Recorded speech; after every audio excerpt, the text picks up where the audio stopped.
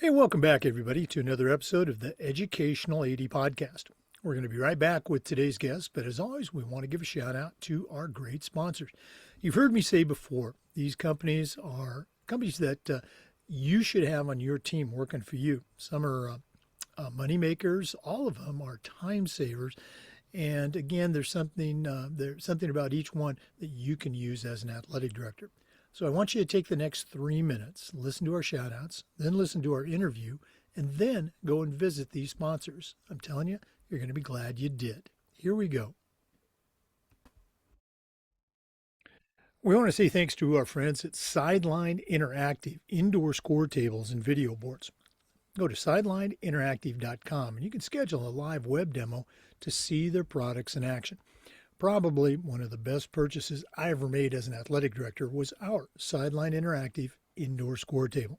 Go to sidelineinteractive.com. Schedule that live web demo today. We also want to say thank you to Huddle. As a football coach, I used Huddle for years, but when I became an athletic director, I made sure that our school was a Huddle school. And our coaches, I'm telling you, all of our coaches just love the tools that the Huddle platform provided. Our student athletes love the videos and our parents love the streaming, but there's a lot more. I want you to go to huddle.com, join the 100 million fans and users, and turn your school into a Huddle school. We want to say thanks to Vital Signs Wall of Fame and Beacon Creative. Now, Wall of Fame has been helping schools bring their legacy to life for over a decade, but Beacon Creative brings it to a whole new level. Beacon is a content creation service. They're going to take your stories, your history, your students, your coaches, and come up with compelling narratives that you can then post on social media, maybe on a Wall of Fame video board. I want you to reach out to John Townsend, and you can do that by emailing John, John, at beaconwalloffame.com. Check out Beacon Creative and Vital Signs Wall of Fame. It's a winning team.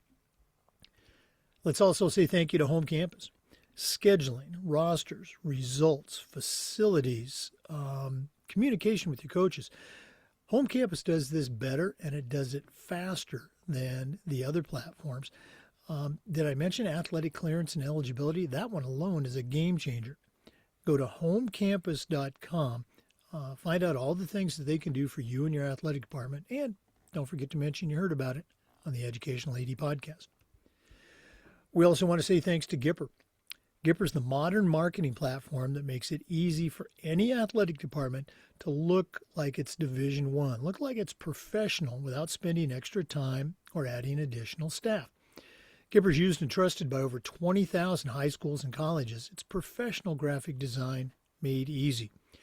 Use Gipper's thousands of professionally designed templates to promote your program in your colors, your logo, your brand. Create, share, and schedule all your social media in one simple platform. Go to Gipper.com for more information. That's Gipper.com.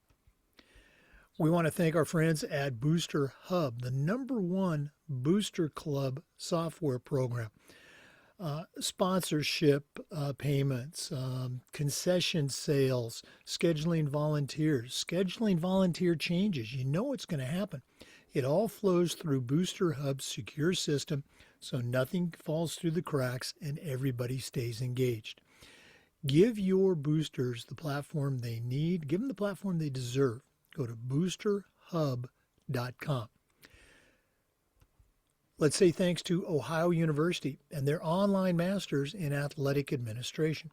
Now, I didn't get my master's through the Ohio program, but guess what? My assistant athletic director did, along with thousands of others.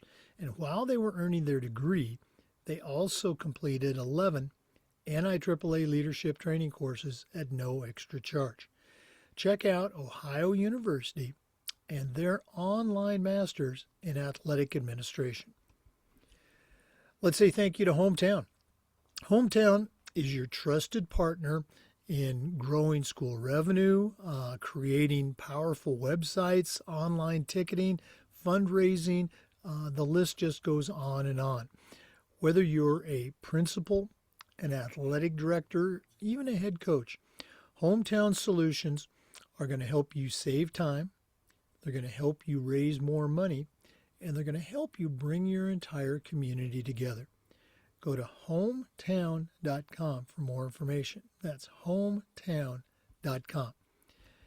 And we want to say thanks to Athletic Surveys by LifeTrack.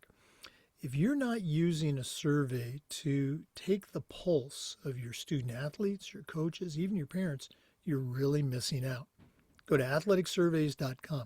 They're going to create a custom survey that connects you with all of your stakeholders. That's athleticsurveys.com. And as always, don't forget to mention you heard about it on the Educational AD Podcast. Welcome back, everybody, to another episode of the Educational AD Podcast. We're going to Ohio today, and our guest is Logan Erwin. Logan is the Assistant Athletic Director, also involved in student life. We're going to hear all about that at Upper Arlington High School. He's also the founder of a really cool resource, the Coaching Tree. We're going to talk about that as well. But Logan Erwin, welcome to the Educational AD Podcast. Thank you for having me. Well, we're excited. We got connected through our mutual friend, Aaron Wright, at Ohio University and their online masters in athletic administration. And listeners, yeah, we're going to hear about that too. But let's go and jump right in. Logan, we always like to let our listeners have a chance to get to know our guests. So give us your quick bio, where you were born, where you grew up. Maybe take us up through your own college days, and then we'll take a break. But what's the Logan Erwin origin story? Well, I was born in Worcester, Ohio. Not too big of a town. I played every sport you could imagine growing up through youth and middle school, high school. I then went to University of Mount Union for football. I was recruited by then it was Larry Karras, Oh, yeah. so I got to experience him. I eventually, due to injuries and getting my butt kicked, dropped out of football. I was more focused on the academics at the time. I was planning on going to law school, so it seemed appropriate to me. Then throughout college, I ended up being senior class president. I gave the commencement speech, so that was awesome. That was a uh, really cool experience being able to do that. But yeah, that's basically what I did, through high school and college. Pretty typical for an athletic director, I would think, is play sports. So it took up a lot of my time. I definitely want to hear about some Mount Union days, but let's go back to growing up in Worcester. And I always ask this question because I'm fascinated by the different responses. For you, was it, backyard football, driveway basketball, or were your parents, driving you to soccer tournaments and things like that? What was it like, say, pre-middle school days? Oh, pre-middle school, no clubs at all. I didn't do any kind of club anything. It was, like you said, actually, a lot of backyard football. We played a lot of backyard football. We did have our own smaller leagues within the city. Youth football, we had a youth basketball league where the different elementaries would play each other. But that was basically the extent of it. From my experience, I wasn't driving around doing clubs. My dad actually coached back then it was called Junior Olympic Volleyball. Now it's national or something. But I basically grew up in Indianapolis on massive courts as far as you could see for volleyball players. So I spent a lot of time on the weekends growing up doing that. That really kind of exposed me to the club scene, but I never really participated in it outside of that. Okay. That's an interesting take there. Moving into, let's say, organized sports, middle school and high school, what are some of your memories of getting started where you said, hey, I kind of like this? Yeah, so really what I liked, well, before I discovered sports, I sang in a choir. That was kind of what I did in my free time. And then I discovered basketball in gym class, and I loved basketball. Basketball was a lot of fun. And at my elementary, I was one of the best players, so naturally that was enjoyable for me. So yeah, that was my first real experience with organized sport. And then we started football. We were able to start football in fourth grade. My mom didn't really want me to play football, so I didn't end up convincing her until sixth grade. So sixth grade was my first experience with football. I was not very good. The team I was on was a pretty good team, but I was not great. They put me at fullback at the time, and then in seventh grade I tried fullback and I fumbled the ball four times in the first game. So then they decided, you know what, maybe we shouldn't have you at fullback. So yeah, but then eventually I figured out that I was a receiver, and that worked out pretty well for me afterwards. Oh yeah. Oh no, absolutely. You know, fewer bodies out there on the perimeter. Um, Right. Moving into high school, were you a one sport guy? Did you play multiple sports? What were your experience as a high school student athlete? So I played multiple sports in high school. I played basketball, I played football, I played lacrosse. I actually swam one year, and I will say that swimming is by far the hardest sport that I have ever done in my life. Swimming is no joke. Let's see, I didn't play baseball in high school. I played baseball in middle school. What else? I did run track one year in high school too. Mhm. Now, as you were, going through that high school experience, were you thinking, hey, I'm going to, go to college and play football, or I'm going to be a professional athlete, or was it just kind of living in the moment? I never really had the expectation to be a professional athlete, but I playing college football was the goal. It really wasn't that high on my priority list until I my freshman year I broke my collarbone, and I didn't realize how much I loved football until I couldn't play football. And that kind of really lit a fire under me afterwards, and I just kind of took off with it after that. Um, I knew I was going to play in college. Really, I wasn't sure which college I was going to go to. But once I did decide on Mount Union, getting there was still that was football wasn't the priority, I guess. The priority was getting into law school. So that's kind of what I wanted to do since I was 9 years old, was I wanted to be an attorney. So anyway, at one point that kind of took over, and that's when I eventually quit. Listeners, maybe you have to be of a certain age, but I certainly, during my coaching career, did some college football coaching. Mount Union certainly was, I think, a standard bearer for the success, multiple national championships, Larry Karras, Coach of the Year, et cetera. What are some memories of being in that type of program? It was intense. It was very intense. I will say that it was really the recruiting process for me was really cool. I got to know Coach Karras very well throughout my senior year of high school. Um, the the respect that he had with his staff. I mean, you could look back at the staff now that was there when I was there. Nick Sirianni, who coaches the Eagles. You had Coach Campbell, who was at Toledo. Coach Candole, who is now at UConn. Um, they had, I mean, the staff was incredible. I think that I knew what the standard was at Mount Union. I think they had won three out of the last four national championships before my freshman year. Uh, but you couldn't know until you got on campus. Getting on campus and seeing that you are compared to, you're a normal D3 receiver and you're standing next to Pierre Garcon, who is not a normal Division III wide receiver. Um, it's just it was tough. It was more physical than I expected it to be. It was very cerebral, just a very intense program.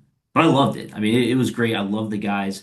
I ended up living with, even after I left the team, some of my best friends today are still football players. I lived with all football players throughout my 4 years at Mount Union. Larry Karras was incredible to me all 4 years. He would stop and talk to me all the time. So I mean, he was an incredible human. Oh, wow, that's so cool to hear. And again, I just love hearing stories about different programs, particularly successful programs like that. Let's go and take our first break. Our guest today is Logan Erwin. He's the Assistant Athletic Director at Upper Arlington High School in Ohio. We're going to hear a lot more, so please stay with us. This is the Educational AD Podcast. We want to thank our good friends at Sideline Interactive, indoor score tables and video boards. Go to sidelineinteractive.com. You can schedule a live web demo to see their products in action. You've heard me say before, probably one of the best purchases I ever made as an athletic director was our Sideline Interactive indoor score table. We use it for home games, of course, but we also use it for signing ceremonies, for pep rallies. Their products are incredibly versatile and their customer service just outstanding.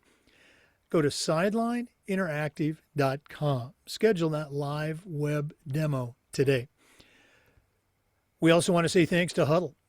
You know, as a football coach, I used Huddle for years, but when I became an athletic director, I made sure that our school was a Huddle school, and our coaches, all of our coaches, just loved the tools that Huddle provided.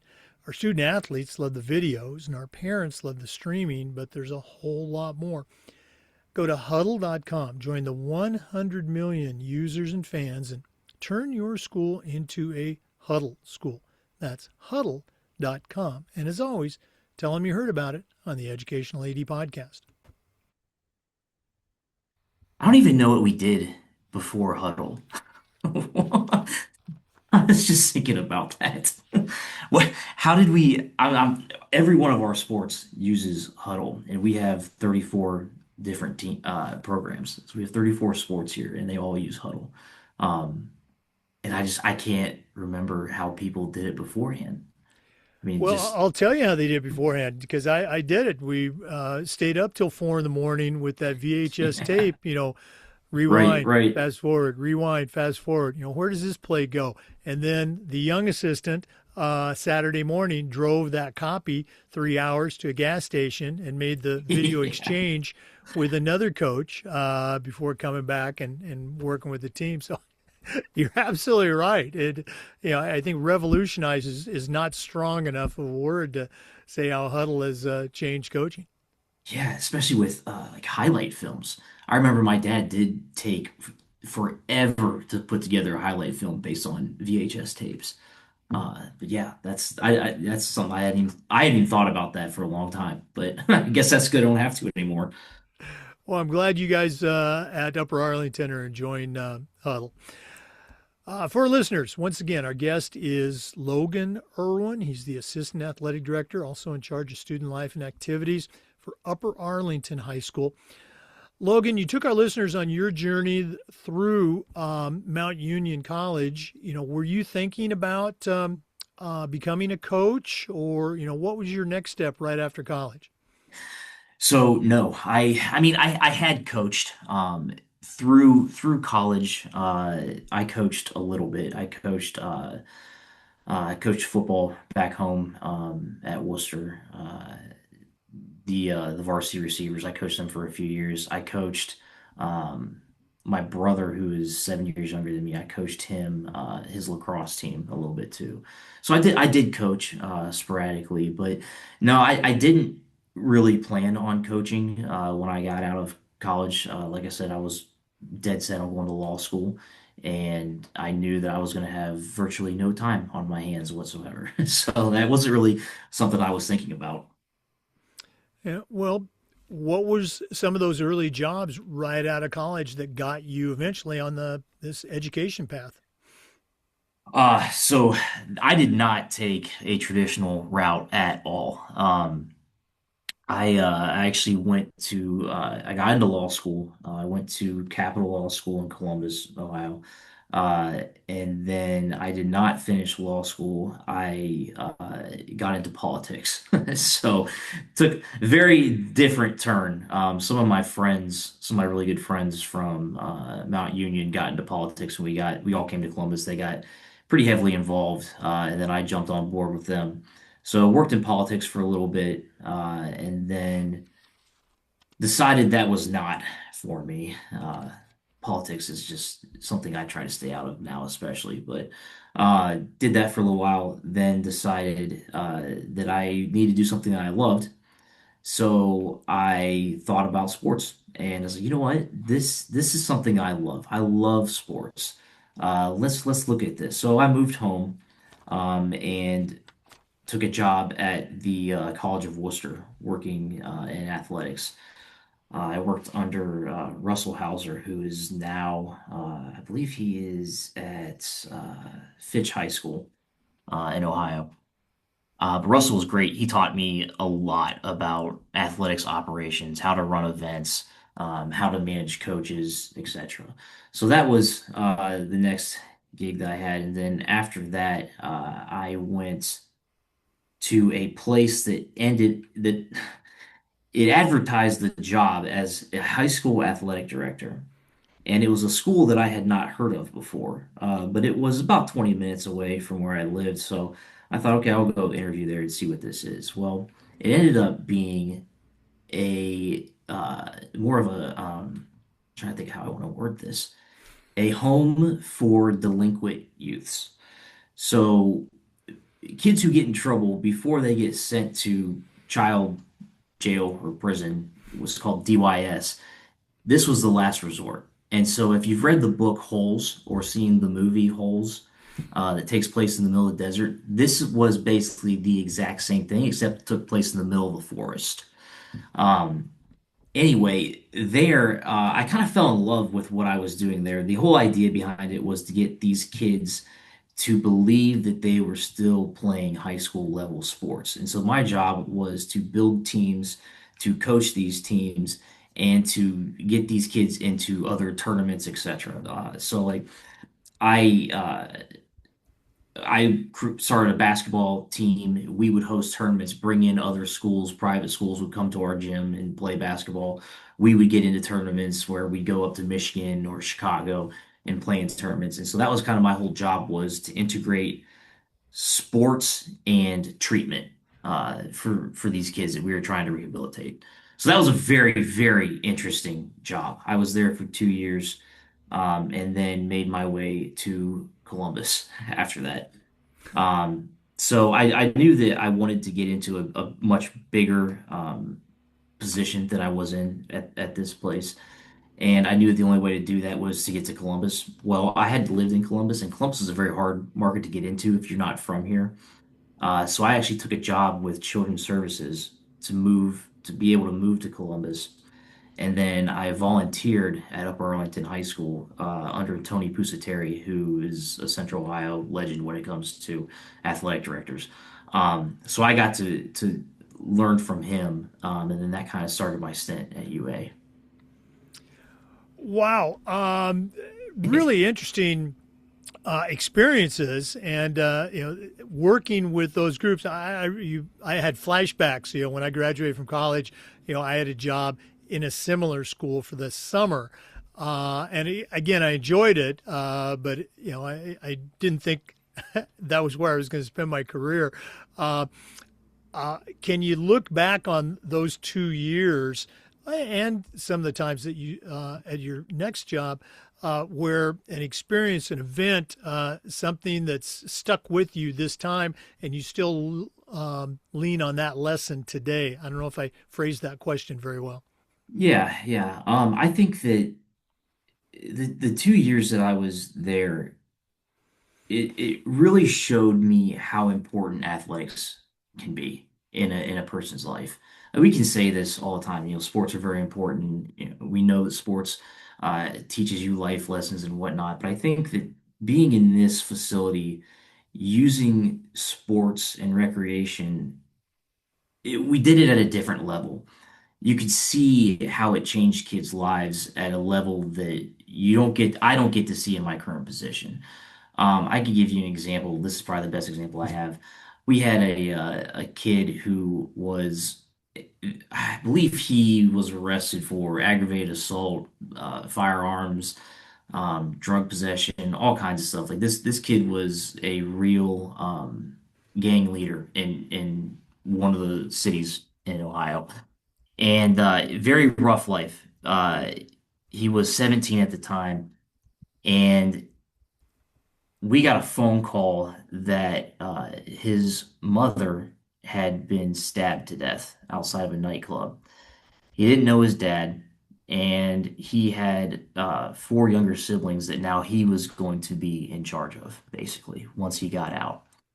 This was a kid that was a huge flight risk, uh, one of the strongest 17-year-olds I've ever been around in my life. This kid was a brick.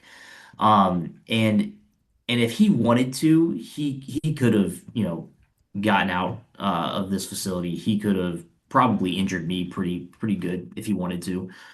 And I had to tell him that his mom had died. And so he was a basketball player. I knew he loved basketball. And so when I went to tell him that night in his room, I took a basketball with me and I said, "Hey, I gotta tell you, what happened." And I said, he just looked at me with a blank stare. He started to cry, and I said, "Do you want to talk?" And he said, "I just want to shoot. I just want to shoot hoops." And I said, "Okay." And so we went into the gym, and this was like 12 o'clock at night, and we shot hoops for 2 hours. I rebounded for him for 2 hours. He didn't talk much. Then towards the end, he started to a little bit, but it just showed me how important that sport was for this kid. This kid's entire life had just changed. And his normal reaction before he came to us and we really emphasized sports and treatment would have been retaliation. Um, we actually came to I took him to his mother's funeral, and they had half the police force at the funeral because they were worried about gang violence and whatnot. So, but anyway, that's probably the best story I have from that. Uh, it's just I think we take sports for granted sometimes, and we can sit here and say, yeah, they teach you life lessons, but I think that they can really provide a lot of support, mental support, for us at our lowest times. So that's probably the best thing I did there. Oh, wow. I mean, very powerful. And thank you for sharing, such a personal story. And you're absolutely right. We just have no idea the impact that, a sport experience is going to have on someone. Great stuff. Let's go and take another quick break. Once again, our guest today is Logan Erwin. He's the Assistant Director of Athletics and Activities at Upper Arlington High School in Ohio. We're going to hear all about Upper Arlington in our next segment. So let's take that break. This is the Educational AD Podcast. We also want to say thank you to Vital Signs Wall of Fame and Beacon Creative. Now, Vital Signs has been helping schools bring their legacy to life for over a decade, but Beacon Creative is helping them take it to a whole new level. Beacon is a content creation service, and they're going to take your stories, your history, your student athletes, your coaches, and come up with compelling narratives that you can then post on your social media channel, maybe even on a Wall of Fame video board. I want you to reach out to John Townsend, and you can email him at John, John, at beaconwalloffame.com. Beacon Creative and Vital Signs Wall of Fame. It's a winning team that you should be a part of. We'd also like to say thank you to Home Campus. Scheduling, rosters, results, communication with your coaches, facility management. Home Campus does all of these things and a lot more, and they do it better and they do it faster than the other platforms. Did I mention athletic eligibility and clearance? That one alone is a game changer. Go to homecampus.com for more information. That's homecampus.com. We also want to say thank you to Gipper. Gipper's the modern marketing platform that makes it easy for your athletic department to look Division I, even professional, without spending extra time or hiring a sports information director. Gipper's used and trusted by over 20,000 high school and college athletic programs. It's professional graphic design made easy. Use from their thousands of professionally designed templates that you can customize in your colors, your logo, your brands. Create, share, and schedule all your social media content on one simple platform, and that platform is Gipper. Go to Gipper.com for more information and tell them you heard about it on the Educational AD Podcast. Welcome back, everybody, to the Educational AD Podcast. Logan, you've just done such a great job of sharing your journey so far through athletics. How did you end up at Upper Arlington, and what are some special things about the school you'd like to share with our listeners?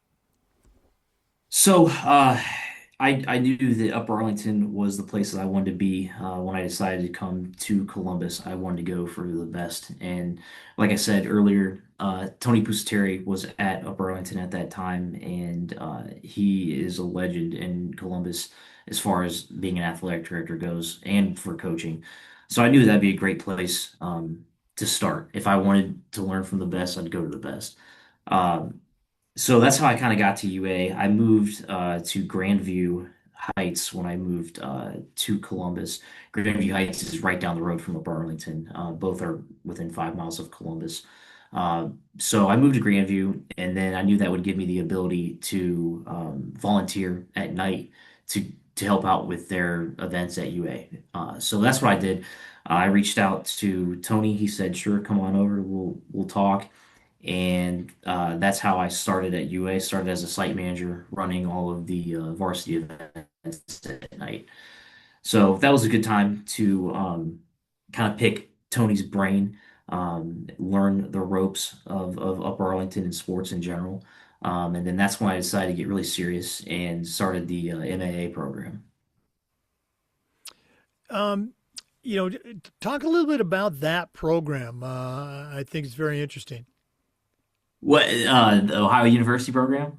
No, we're going to do that in our second segment. I thought you were talking about the student production program there. I guess I misheard. Oh no, I said the MAA program. I was Oh, talking about the okay. Master of Athletic Uh, Administration. This I could talk about the student production program if you want. sure. Okay, it's massive. We have Amanda Fountain is a godsend for us. We could not do what we do at Upper Arlington without her. We have a brand new school. I think it's 4 years old at this point. Got a lot of the state-of-the-art technology, the displays, the scoreboards, all these different things. And Amanda Fountain runs our game day productions class. And basically, what they do is they're kind of sports information for us. They will do live broadcasts, they'll do breakdowns. They have a morning show that they do every Friday where they'll go out and interview um, different teams and they'll interview different kids for different events and whatnot. But then they have like their own production that they put on every Friday. It's called Kicking It Live. They actually have an entire studio that has a green screen and everything that they produce all of these videos in. It's incredible. The kids love it. Our athletes love it. The displays and the graphics that they put together for all of our events are just wonderful. Amanda was in here earlier to help me figure out the sound on this computer. So she's incredible. But just one of the many opportunities that we provide. That's something that I'm actually very proud of. Hmm. Now, the students that are doing this, are they just rank and file students that are sports fans? Do you have student athletes that participate in this program? So it's not specific to student athletes. We do have a lot of student athletes that do the program, but it's all kinds of students. It's there's a couple different levels of classes. Game day productions is the highest one. It is a lot of athletes in game day productions, but there are plenty of students who do not play any sports at all, and they just love sports. Uh, One kid, for example, I needed help with the scoreboard that we have. There's two different displays on it, and our clock operator can't do both displays. Well, we had a parent who was supposed to be doing it, and the parent didn't show up one night. So I grabbed this kid and said, "Hey, can I teach you how to do this?" And he ended up doing it for us the rest of the season, and it was incredible. He did a great job for us. But yeah, she gets a lot of very talented kids and shows them the ropes on everything with production. Now, in your role as assistant athletic director, I'm guessing you've got a decent size enrollment. Do you and the athletic director, do you share duties as far as game supervision or setup? How do you divide, I guess, the challenge of running an athletic department between the two of you? Yeah, so we have 1,900 students and we have 1,452 athletes. So for comparison, Ohio State has 1,050 athletes, I believe. So we got about 400 more athletes than Ohio State does. Um, and they'll tell you they have 500 people running Ohio State, and we have three and a half in our department. But no, we share duties. It's really there are certain things that I do. I am basically in charge of all of our facilities, scheduling our facilities, all of our rentals that we do. We host a lot of different events, a lot of events. We're centrally located in Ohio, so a lot of people like to use us. For example, we hosted Special Olympics here for the state a couple of years ago. We're going to host them again in a few weeks. We have an Olympic Taekwondo event here in 2 weeks. Um, when teams come to play against Ohio State, a lot of times they'll practice on our facilities or on our fields. University of Denver men's lacrosse was here a couple weeks ago. But we've hosted a lot of big events, and that takes up a lot of my time. Jeremiah Smith, for example, he does all his commercials here. So that's a big part of my job is navigating all the facilities. Um, Another part of my job is game management. I'm basically in charge of making sure the schedules are set with the coaches, that everybody knows what the schedules are, getting officials, and then game day operations, running the events, being here for them. And then outside of that, it's pretty much shared responsibilities, HR. He does do eligibility. That is one thing that he wants to make sure that he is on top of, which I completely understand. You don't want too many people getting involved with eligibility.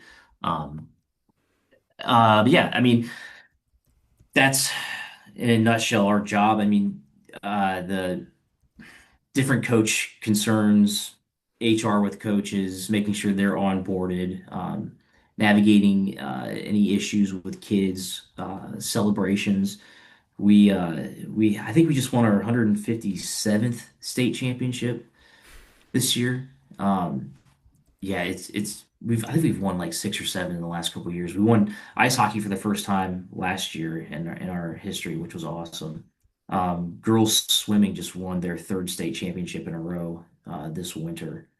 Um, but yeah, it's a big program. There's a lot to do. I mean, we could be here 24 hours a day. I check my email. I joke. I check my email on my phone probably 3 times a minute, and then I'll even catch myself on my laptop checking my email, and then pull up my phone and start checking my email on my phone. So it's a lot, but it's a pretty well-oiled machine for as big as it is. Oh, no, it sounds very, very well oiled, very successful. Hey, we're going to do this at the end of the podcast, but let's do it now. If one of our listeners wanted to reach out, pick your brain a little bit more, find out how you do things at Upper Arlington, or just add you to their network, what's the best way that our listeners can get in touch with Logan Erwin? Well, you can shoot me an email if you'd like. It's LERWIN at uaschools.org, or look me up on LinkedIn. I'm on there too. So Okay. either of those. And Always happy to talk. and Logan's information is also available in the NIAAA member portal for our NIAAA members. Let's go and take another quick break. I know that's shocking to our regular listeners, but we are coming back with more, so please stay with us. This is the Educational AD Podcast. We want to say thanks to our good friends at Booster Hub, the #1 booster club software program. You know, Booster Hub handles just about everything: sponsorship payments, meal fees, concession sales. They're going to take care of volunteer signups. How about volunteer changes? You know what's going to happen when they do change. Nothing falls through the cracks. Everybody stays connected. Everybody stays engaged. Give your boosters the platform they need. Give them the platform they deserve. Go to boosterhub.com. We'd also like to say thanks to Ohio University and their online masters in athletic administration. Now, I didn't get my master's through the Ohio program, but guess what? My assistant athletic director did, along with thousands of others, And it was a great experience. And while they were earning their master's degrees, they also completed 11 NIAAA leadership training courses at no extra charge. Check out Ohio University and their online masters in athletic administration. We'd also like to thank our friends at Hometown.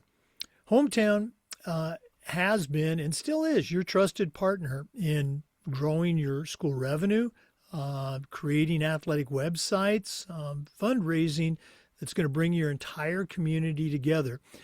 And whether you're a principal, whether you're an athletic director, even a head coach, Hometown Solutions are going to allow you to save time. They're going to allow you to raise more money, and they're going to help you bring your entire community together. Go to hometown.com for more information. That's hometown.com. And don't forget to mention you heard about it on the Educational AD podcast. That's crazy to me how big Hometown has gotten.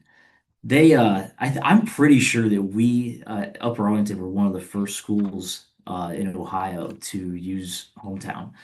Was that during COVID or right out of COVID? Um, I think they're actually based in Columbus. I'm pretty sure they are based in Columbus. I remember when they came to us with the pitch to do the digital tickets, and we were very hesitant at first because I mean back then everybody was hesitant about everything, but it was like, okay, we need to do this because of the whole contact tracing and everything, and that was great, and I'm glad that we still use it. It makes my life a lot easier and a lot less paperwork. It's funny because we do still do cash tickets, but the cash ticket side of things is so much more complex, and having to talk with the treasurer's department and all these other things we have to do, versus Hometown just takes the money, sends it to the treasurer's department, and I don't have to do anything with it. So no, they're great. Again, you talked earlier about, what did we do before Huddle? And now I think it's the same thing. What did we do Right. before we had, Hometown? Now, have you had a chance at Upper Arlington? Are you using any of the other features of Hometown, or are you still focusing primarily on the digital ticketing? Right now, that's all we do is just the digital ticketing. But like I said, it really helps with the reconciliation process, so I don't have to be sitting there handing out each individual ticket and then going back through and making sure that my ticket seller's math is correct and everything else. But no, that's pretty much what we've used it for so far is just the digital ticketing. Oh yeah, and again, I hear this school after school. The speed at which it handles the students coming in or the fans coming in, the collection of the funds, coming into your business office, the tracking, the analytics that go with it. Just a great feature.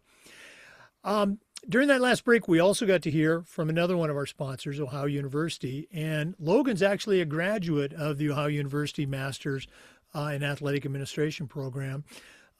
Logan, people have choices. You had a lot of choices when you were getting ready to choose a program for your master's degree. What stood out about the Ohio program, and what are some things you can share with our listeners about your experience? So the reason that I chose Ohio was because of reputation. Um, I don't like to do things halfway. So if I'm going to do something, I want to do it really well. And so I knew that OU was the place to go if you wanted to get a higher education in athletics. Um, I went to Upper Arlington to learn from the best AD in Central Ohio, and so it was logical for me to go to the best program to learn from the best instructors in athletics. But yeah, I have to say that OU master's program is no joke. If you are trying to check a box, don't go there because it is going to be life changing. It is a tough program, but you will learn so much more than anything else that's out there, at least to my knowledge. I have people who are higher up in athletics than me, people who work for me who have taken who have been part of other master's programs, and they, from what I have heard, they don't even compare. Uh, I won't give specifics or name specific programs, but I've been with people where they have said, "Oh yeah, I did this program. It was a year long, and I didn't have to write any single paper." But Logan over here did the OU program, and he wrote over 1,000 pages of policy. So it's not a joke. If you are serious about learning and being prepared to do your job as best as possible, that the OU master's program is it. That's the one. Boy, thanks as always for sharing. Now, we've had a number of Ohio University graduates on that have shared their experience. And one thing that we've heard, in addition to what you just shared, let's say the rigor and the application of the activities that you do, uh, another thing we've heard is the connection that you make with the other people in the program. Can you comment on that? Oh yeah, there's I mean you in that program in the cohort, there are people from all over the world. Um in fact, one of my projects I had to do was with someone who was in China. So we had to have our Zoom meetings at midnight to discuss our project. Um, but it exposes you to so many different areas of the world, so many different trends in athletics, and how Europe is very different from how the United States runs athletics. Same thing with China has a very different approach to athletics. Something that you really wouldn't think about, in a normal day, but it provided a lot of perspective. You get to know a lot of different people and their perceptions and their perspectives on sports. You get to hear a lot of different policies and procedures and how people do different things. And the connections last even outside of that. So I know I'm connected with a lot of the people in my cohort from all over, like I said, the world, but mostly the United States. There's a bunch of people um, in Columbus who took the master's program as well. Um, and yeah, I mean it's getting bigger and bigger, and there's more and more connections with people as they continue to graduate from it. Like I said, I'm seeing people pop up all over the place that have the master's program, and it's nice because you can really connect on the rigor of the program. Um, just yeah, that's a good way to bond with people is talking about the program and really some of the tests with it. Now, this next question, I'm going to put you on the spot here, so I apologize.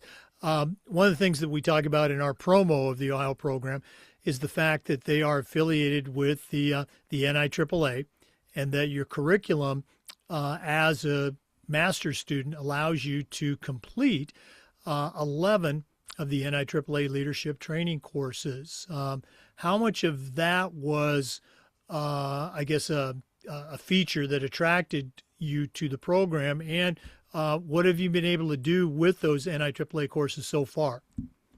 So I will say, I don't think that when I was there it was 11. I think we had nine that we got accreditation for, which was awesome. Um, those LTC courses um, prepared me for my job very well. I'll just give an example. Um, Talking about Title IX, for example, I was talking about this a few weeks ago. Someone was talking to me about Title IX and tried to explain to me what Title IX is and how one school is going to get in trouble because they don't have equal opportunities and equal representation. And I just remembered my LTC courses and I could come back and say, well, there's three prongs to Title IX. And this person looked at me like I was crazy. And this person's been an athletic director for a very long time. So I was able to explain what that actually looks like and how this school might not necessarily be in trouble if they can prove one of these other two prongs. Um, I gave another example. I talked about this earlier, the over 1,000 pages of policy that I wrote. Um, that sounds like a lot, but that has saved me a lot of stress because I have the ability to create policies that make sense, that work. I was actually subpoenaed over seventh grade girls tennis tryouts, but because the emphasis on policy and procedure was so strong with the OU program, I had a bulletproof policy in place that I could defend when subpoenaed by two different attorneys wanting to talk about our tryout process. So that actually saved me a lot of time because I explained the process, explained the procedures and the policies and everything. I think I actually used one of the LTC courses to help draft that policy. Um, and both attorneys said, "Yep, you're right. There's nothing here that we need to even bring you into court for." So that was great. That's a real life example of how drafting all those policies helped. Wow. I mean, great example for just on a topic, being aware of Title IX and what it actually is, how it impacts schools, and also for the MAA program. Thanks for sharing that. Yeah, Boy, this has been just a very cool conversation, Logan. I appreciate you coming on today and sharing with our listeners. But we're not done yet. We always wrap up with the athletic director's toolbox. Now, you certainly established you know your way around the world of athletics. We're going to take our final break, hear from Athletic Surveys, who sponsor this segment. When we come back, I'm going to challenge you to send out a brand new athletic director on their first job, but I'm only going to let you put 3 tools in their toolbox. So let's hear from Athletic Surveys, and when we come back, we're going to find out what Logan Erwin puts in his new athletic director toolbox. We'd like to thank Athletic Surveys for sponsoring the AD Toolbox segment. At my school, we use surveys for just about everything for our student athletes, for our coaches, even for our parents. And here's the cool thing, the information that came back on these surveys, almost always over the top positive. I'm talking 98% approval. We still got to hear from our squeaky wheel parents, but the surveys allowed us to hear their concerns, usually address their problems before it turned into something big. But getting back to that positive data, incredibly valuable, especially when you're visiting with that frustrated student or parent, or sometimes your principal, and sometimes even your school board. Go to athleticsurveys.com. They're going to create a custom survey that lets you take the pulse of everybody in your program. That's athleticsurveys.com, and tell them you heard about it on the Educational AD Podcast. Well, it's that time of the podcast. We've been visiting today with Logan Erwin. He's the assistant athletic director at Upper Arlington High School. Has a tremendous background. Also, teaser alert, check out his company, The Coaching Tree. We're going to have him back for a Toolbox Extra later this spring. But right now, we're going to challenge Logan to send out a brand new athletic director on their first job. And I'm only going to let him put 3 tools in the toolbox. So, Logan, what 3 tools are going to go into your new athletic director toolbox? so the first one, if they've already accepted the job, I don't know if this one will work or not, but I think that the most important part of being an athletic director is understanding what the job is, um, what it is and what it's not. I think with coaches, for example, a lot of coaches get into coaching because they think they get to go to practice and then they show up on game night and they get to coach from the sideline. And that sounds awesome. Um, but that's not what coaching is. There's a lot more to coaching than just practices and the games. There's a lot of relationship building. There's a lot of communications. There's discussions with families. And there are some things that aren't necessarily fun to do. I would say the same thing with being an athletic director. You have to be okay with making decisions. Um, you're and getting criticized for them. I think that you need to be comfortable in your own abilities. And if you're not, then this is going to be a very difficult position to be in because people are constantly going to be questioning you. Um, your job is not to appease the loudest individual, but to set a precedence for an entire program. When it comes to parents, a lot of times they have tunnel vision and they are most concerned about, their kid. Well, their job as a parent is to fight for their kid. Your job as an athletic director is to fight for every kid.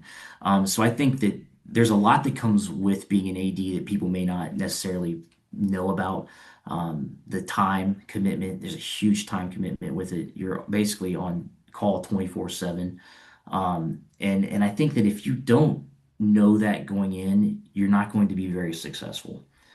So yeah, I think that's the first thing is to know the job, um, understand how visible the position is. You know, with interscholastic athletics, there's interscholastic comes before athletics because grades are very important for a reason.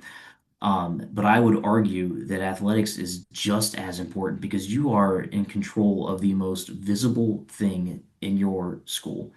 Uh, Sports is the most visible aspect of your entire community, and it's how people gauge, their success in life in a lot of ways. So it's very important to do a good job with that and to be delicate with how you handle that. At the same time, I'd also say, while you need to understand that your job is 24/7, you need to be able to set boundaries, or else you'll go crazy. For me, one of the boundaries that I set is I get up in front of all of our parents at each of our meet the team meetings and say, if you somehow got a hold of my cell phone number, do not text me. That is not your way to bypass the process of calling my phone in the office. That is not, your way to bypass sending me an email. I need to have my phone for my 200 plus coaches. So setting boundaries like that is good. The second thing I would say is be visible. You have to be visible. I just talked about how sports are the most visible thing for your community. The only way that you can build trust with your athletes and with your parents is if they believe that you are in this with them. And the way to do that is to be visible. Show them that you are sitting in the stands with them. You are on the sidelines with them. You're talking with kids. You're talking with families. What as you do that, you are building a savings account with them. So when you have to withdraw someday, because you're certainly going to have to, you've already built up your savings account enough that you can make withdrawals with that. The third thing I would say is I've had different ADs talk to me about this in different ways. They take different approaches with this. Some will absolutely defend their coach to the death, regardless of whether the coach was right or not. Others will throw the coach under the bus, at the quickest sign of controversy. I think that there needs to be, as an AD, you really need to have a good balance with that. The most important thing that we have is our integrity. And I think that if a coach screws up, one, did you put that coach in a position to succeed? Did that coach know and still screwed up, or did you not, as the AD, teach that coach well enough? And if you didn't teach that coach, then you need to be okay with saying, okay, I messed up. You need to be okay with telling parents, hey, this was a mistake. We're going to learn from it. We're going to move on. And you need to be able to do that, to be humble about it and show some vulnerabilities because I think that builds your integrity with families. If someone did something well, you tell them they did it well. If they did it wrong, you tell them they did it wrong.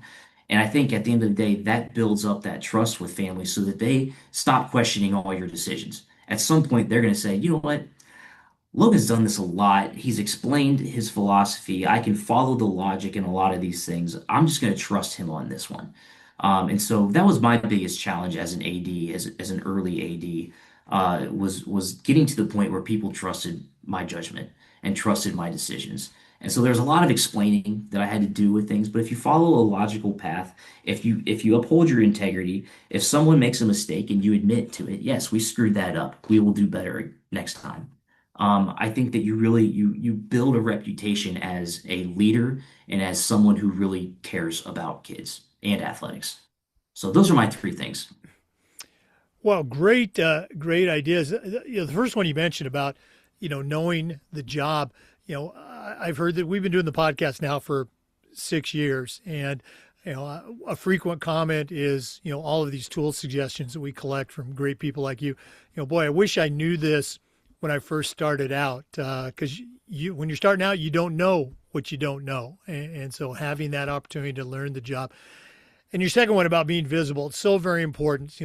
I've seen so many athletic directors. Well, I've seen too many athletic directors, let's say, just spend their career behind their desk in the office, and they don't get out there. They don't get to practices. They don't get to games. And you're absolutely right. That's how you build that trust, which was your third one. The trust and the integrity. Great, great tools. One more time, Logan, if one of our listeners wanted to reach out and pick your brain a little bit or just connect with you. And listeners, I think you got a great resource here. What's the best way that they can get connected with Logan Erwin? Just shoot me an email. I just talked about my cell phone. Shoot me an email. It's lerwin@uaschools.org, or just send me a message on LinkedIn. Well, Logan Erwin, Upper Arlington High School, thanks for sharing with our listeners. All the best as the spring season continues to unfold. And we are definitely going to get you back on the podcast for a Toolbox Extra to talk about the coaching tree. All right. Thanks, Jake. I appreciate it. For our listeners, we appreciate you. And just a reminder, we upload the Zoom recordings of every interview to the Educational AD Podcast YouTube channel. We do this just about every day. We try to share stories and best practices from the world of athletics. So please come back and join us again on the next episode of the Educational AD Podcast. We'll see you next time.